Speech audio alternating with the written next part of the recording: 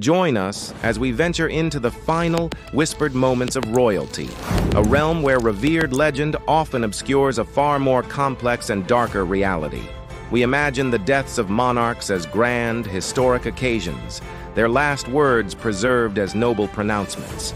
But history, as we will see, is a story told by the survivors, and their motives are not always pure. Today, we explore a past where a king's most famous last words were scripted not by him, but by a playwright. We will journey to a deathbed where the official account was a carefully constructed piece of public relations.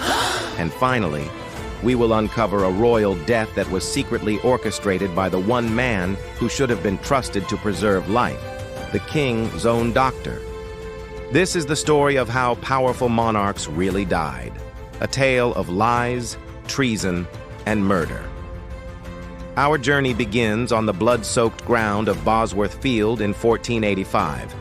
King Richard III's end is immortalized by a single desperate cry, "A horse, my kingdom for a horse." It is a magnificent line, capturing a king's ultimate desperation. This dramatic plea, however, originates not from the battlefield, but from the pen of William Shakespeare, writing more than a century after the king's death. So what does a more contemporary view reveal? Accounts from the era paint a portrait of a formidable warrior. One Spanish chronicle reports that when urged to retreat, Richard refused, declaring he would die as a king or win. Other narratives align with his betrayal by his own men, suggesting his final shouts were chilling cries of treason. When the king's remains were discovered in 2012, forensic analysis confirmed a brutal end. He suffered 11 severe wounds, many to his head, indicating he was unhorsed, lost his helmet, and was slain in fierce close combat. In the fury of his final moments, a cry against betrayal seems far more plausible than a poetic request for an escape. The famous line is brilliant theater, but the truth of his end was written in blood. From the chaos of the battlefield, we now turn to the carefully managed quiet of the royal bedchamber.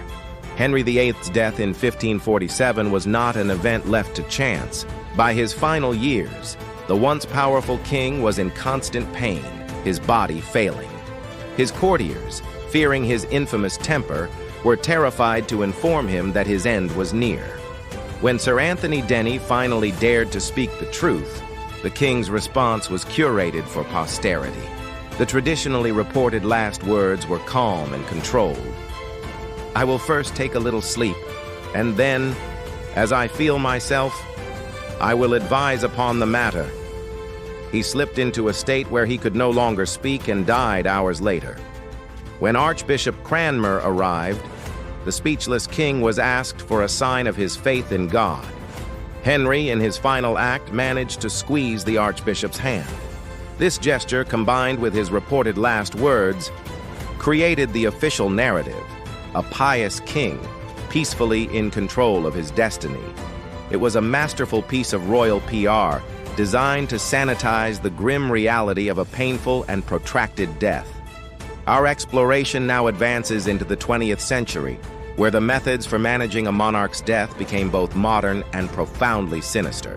For 50 years, the death of King George V in 1936 was accompanied by a charming anecdote. Told he would soon recover at Bognor Regis, he supposedly retorted, "Bugger Bognor." It was a witty, humanizing line that endeared him to the public. It is also entirely false. The truth, concealed for half a century in the private diary of his physician, Lord Dawson, is far more disturbing. As the king lay dying, he grew agitated with his nurse, his actual last words being a frustrated curse. "God damn you!" But the story does not end there. Lord Dawson decided the king's decline was undignified and was lasting too long. He took matters into his own hands, injecting the monarch with a fatal dose of morphine and cocaine. His private notes reveal the chilling reason.